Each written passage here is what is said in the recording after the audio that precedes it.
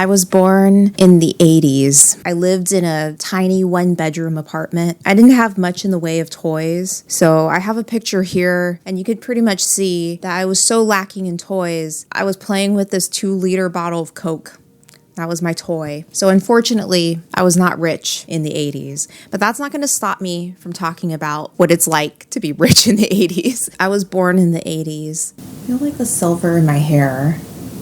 We're not talking about 1989, we're talking about early 80s, and I played in the 90s as a 90s kid. But a lot of the culture, a lot of the fashion, media bled into the 90s, especially the early 90s. Most of my 90s childhood, in addition to watching 90s cartoons, was watching reruns of 80s cartoons, reruns of 80s sitcoms, 80s sitcoms. You know, sitcoms is my Achilles heel. I cannot say it. And a lot of the times, for your average Joe or Jane, if you have furniture from the 80s, chances are you still have that same sofa from the 80s in the 90s. You still have the same drapes, the same matching drapes and comforter. You still, especially if you remember your mom's closet, you still have the same clothes. My mom was still rocking her 80s sweaters in the early 2000s and beyond. Whether she should have or not, that's up to her. It made her feel good. So the leftovers from the 80s never really goes away. As a kid, I remember flipping through an old interior design catalog and just dreaming of what it was like to be rich in the 80s. The 80s was an interesting time because everybody seemed very obsessed with money, and there was a celebration of one's obsession with money. Greed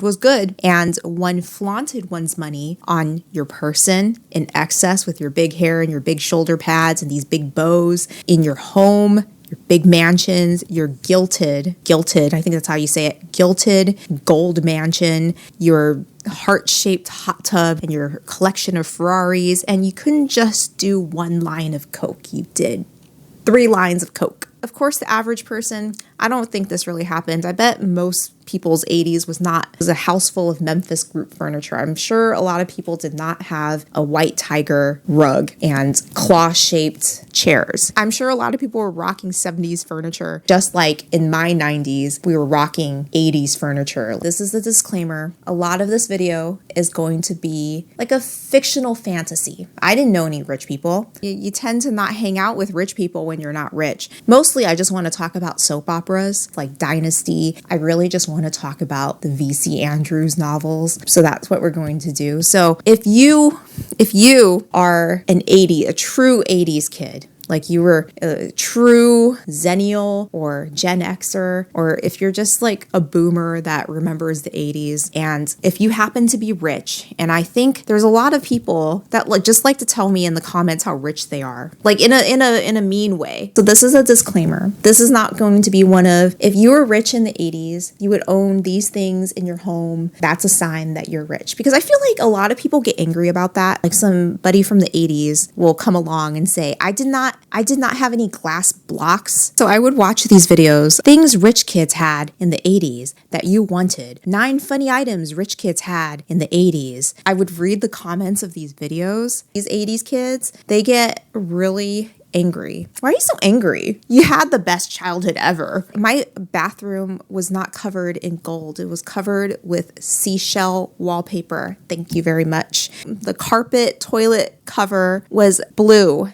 and not pink. My sheets were not satin. Damn it. My sheets were not satin. By the way, we did not have a central vac system. Did you actually live in the 80s? The whole environment is very hostile. I guess that's just YouTube comments. It's very hostile. And it seems that people were trying to out 80s each other, like out 80s other 80s kids. So when I say rich in the 80s, I feel like I have to add a disclaimer that this, like a lot of aesthetics, this is a vibe. We're not checking off 10 items on a list. We're letting our imagination run wild. Most of this is probably not even real. In real life, people were probably still rocking 70s furniture and 70s clothes in the 80s, probably living in a very neutral colored world. Most people probably didn't do Coke every night. You couldn't afford it. So calm down, let your hair down. Don't get your satin panties in a bunch. Although, like, me saying that will probably not calm you down. I don't wear satin panties. If you guys remember, there was this cartoon called Richie Rich. That just goes to show how obsessed with money this whole decade was, in that there was a kid show about a kid who was rich. But I think his whole deal was that he was rich. There was always dollar bills around him. He had this butler, and I believe he would either solve mysteries or fight petty crime,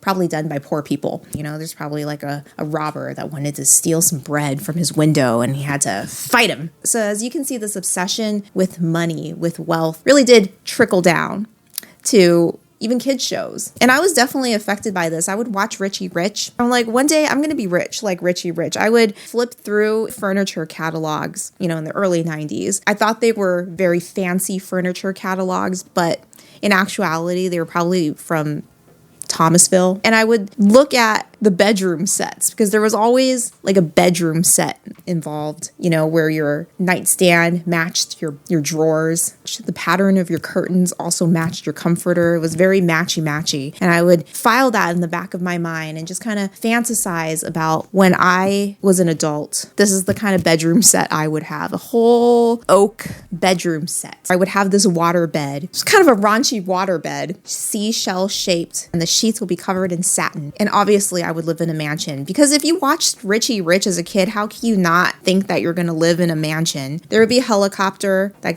kind of like drops me off at the front door of my mansion. I want to say helicopter landing pad, a marble entryway from ceiling to floor, and then 2 sweeping staircases. There would obviously be chandeliers. The banister of my double sweeping staircase would be gold, obviously gold, and maybe there would be some cherubs somewhere. And then the center, in the dead center, right when you walk in, there would be a giant family portrait painted, oils. We're talking oils here, of my family, but mostly of me. The family, but mostly of me. I'm like in the center. I think I'm sitting down, like sitting on a chair like this. Mind you, I was 6 years old when I came up with this image. I would be dressed like Joan Collins in Dynasty, or Shelley Long in Troop Beverly Hills, but mostly Joan Collins in Dynasty. What was her name? Alexis. I would be wearing a very structural, big-shouldered dress with a giant bow right here, a sweetheart neck, and a giant hat. My face would be very like sculpted, and I would have very defined blush line right there. I would kind of have like a resting bitch face. In my family portrait, I would be sitting in a chair, and then he would have his hand on my shoulder like this, and then the kids are like accessories there. They're on the floor or something, but I'm sitting in this chair with my giant bow. I'll have this like long cigarette holder, and then my husband, the oil man, he's an oil man.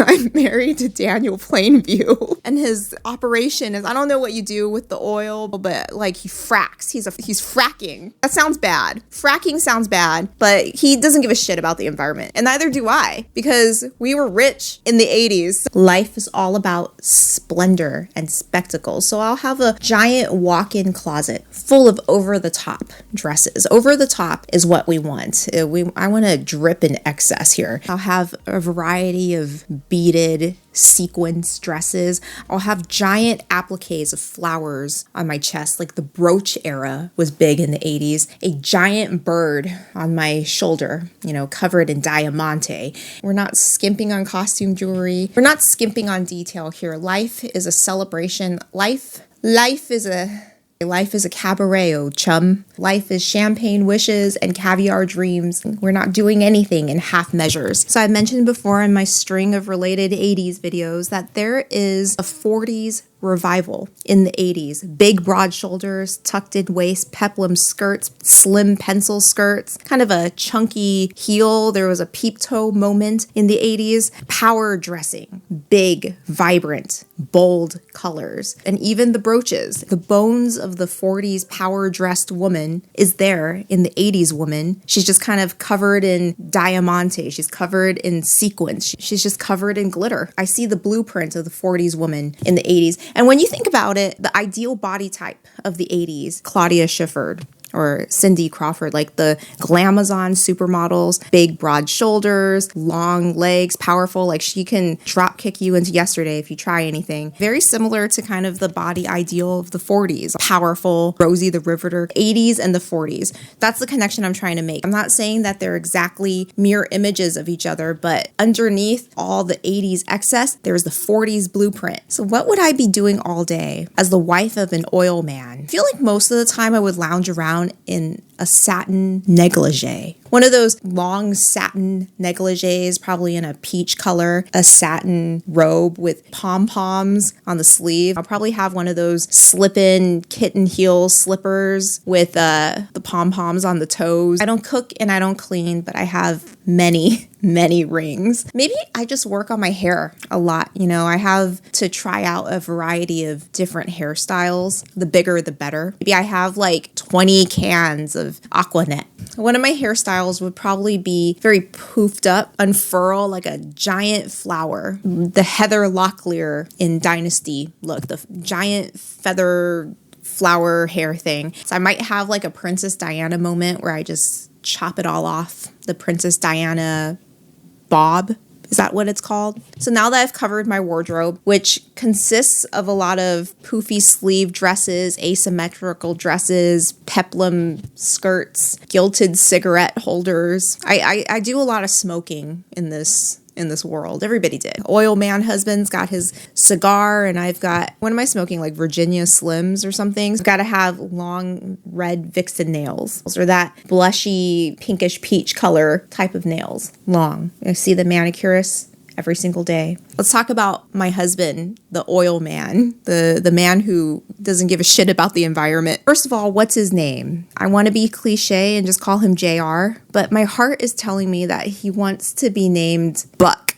His name is Buck. Buck the oil man. Buck the wildcatter. He traffics in black gold and Texas tea. You know, Buck is a great husband, especially since when we were married, I didn't sign a prenup. He smothers me in furs and chokes me in diamonds. I didn't come up with that myself. That's actually a line from Cat on a Hot Tin Roof, a play by Tennessee Williams. If I just start calling Buck Big Daddy, that's where it comes from. You know, there's a character in Cat on a Hot Tin Roof. He's the patriarch. He is named Big Daddy. And I don't think that's a pervert thing. That's just a colloquial thing. And it's an eye-opener to the lyrics of this song. It's from the 80s. You'll know it when you hear it. Hey, little girl, is your daddy home? Did he go and leave you all alone?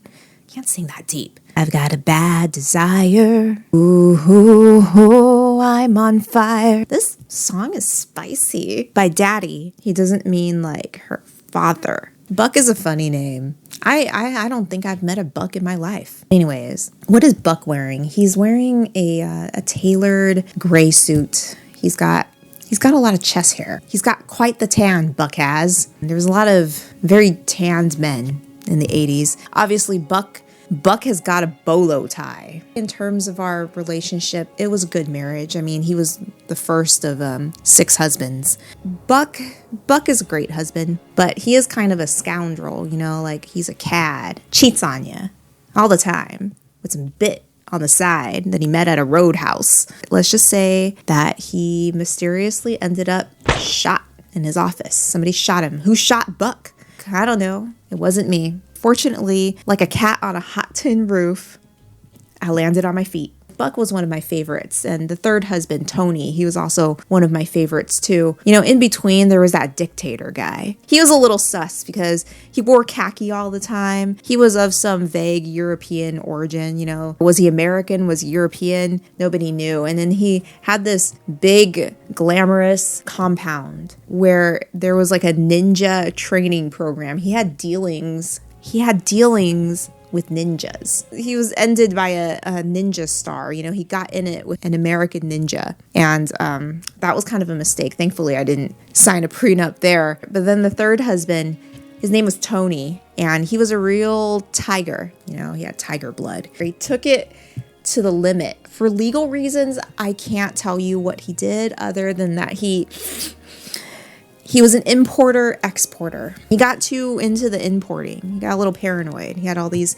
surveillance cams, ruined our mansion. 3 husbands that met with unfortunate ends. And I had nothing to do with any of that. I'm a victim of circumstance. So there's some important lessons to being rich in the 80s. Not all that glitters is gold. If you happen to be in an evening gown, just stay away from the pool. You know, the pool and the evening gown do not work. But if you do happen to fall into the pool, it's okay because silicone is buoyant. Don't marry a dictator with dealings with ninjas. Don't put the imports up your nose. Never trust a guy with a bolo tie. And if he has a yacht, you can trust him even less. So I want to take a moment here and I want to talk about family portraits. I've noticed in the 80s amongst like rich people on TV, everybody had this giant oil painting, the family portrait. And usually the family portrait, everybody's together. Somebody of importance like grandma or dad sitting in a chair. Somebody has their hand on the shoulder. Or maybe it's just of the lady of the house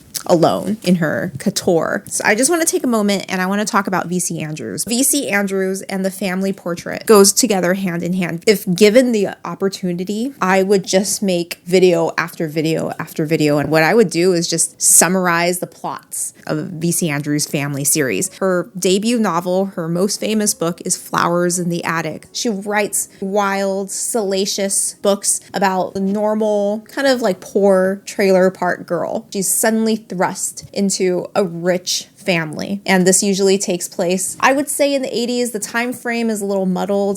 Sometimes it sounds like we're in the 50s. Sometimes it sounds like in the 60s. But these books were published in the 80s. Now, before V.C. Andrews and her first book, Flowers in the Attic, plunged her into bestseller stardom, she was never considered of literary merit. A lot of her critics would say that her books were trash, you know, like tabloid trash. Many of her critics, including Stephen King on writing, he says that Flowers in the Attic was a horribly written book, a badly written book, but damn it kept you reading. She wrote scandalous things, like basically tabloids you pick up at the supermarket, the Jerry Springer of literature, which personally I think is great because it's entertaining. She was not respected as a writer in her day, but she sold a lot of books. So a lot of people respected her. I respected her. Before she was a writer, she was an accomplished portrait painter. She painted portraits, probably for rich people, and she had a terrible accident where she fell down the stairs of her home and it left her in a wheelchair. Her mother took care of her in her convalescence as she wrote her books. She had published the Flowers in the Attic series. I'm sorry if I mispronounced it, the Dollenganger series, Dollenganger. You know, when you see something in writing and then you say it out loud for the first time, sounds so weird. And the Castile series, and then she died near the end of the 80s. Her books were selling so well that her estate hired a ghostwriter, Andrew Niederman, and he also was an accomplished writer of his own. He wrote the book that would become the movie The Devil's Advocate. In any event, he basically took whatever notes she had for future books and series, and then he just continued on all through the 90s. So this is a long backstory, but I just find it very interesting that like a lot of her books, a lot of her iconic retro V.C. Andrews books are the ones with the keyhole cover, and when you open it up, you have the step back. You have these family portraits, and I remember as a kid that these family portraits, they're very scary. They're very scary family portraits. What we're dealing with is a rich family and all their multiple web of secrets and lies and backstabs and betrayals. A very juicy soap opera. In the library where I read most of her books, they actually put V.C. Andrews in the horror section, even though there's no supernatural horror in her books. But sometimes what family can do to you, the psychological damage that family could do to you is its own horror. I like a good story of conniving family members, you know, where you read the will, the inheritance, and some people get screwed in the inheritance, and there's a lot of bad blood. I don't know if this word is policed on YouTube. It's known for the I word. Flowers of the Attic introduced the I word. The 2 older siblings, you know, once you've been locked up in an attic during adolescence, you start to feel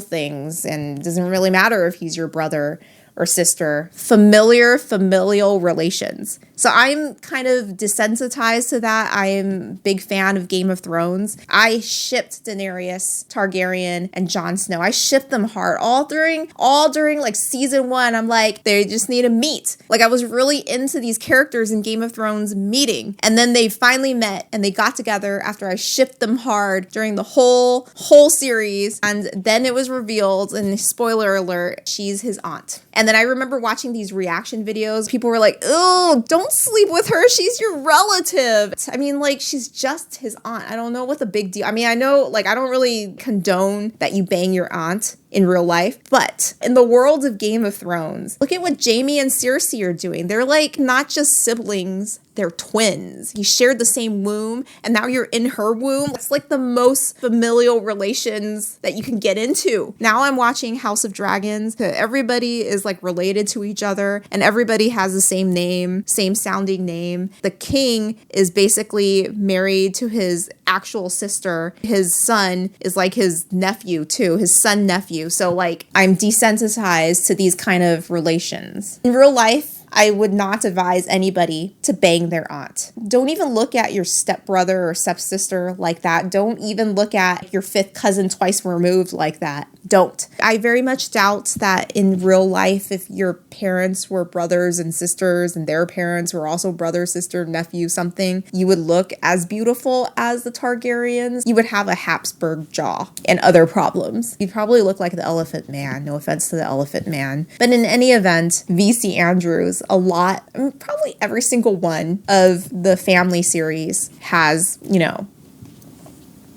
some brother or some sister getting into it with each other. Maybe an uncle, maybe a cousin. Flowers of the Attic, it was the brother and sister. In the Castile series, it was like, her grandpa was her father. Her uncle is her lover. They're related by blood. My favorite series, the Cutler series. She came from a rich family, but she grew up poor all her life. She finds out that she was stolen from birth. Turns out her boyfriend turns out to be her brother, and her brother, who she thought was her brother, turns out not to be related to her. And then who did she end up marrying in the end?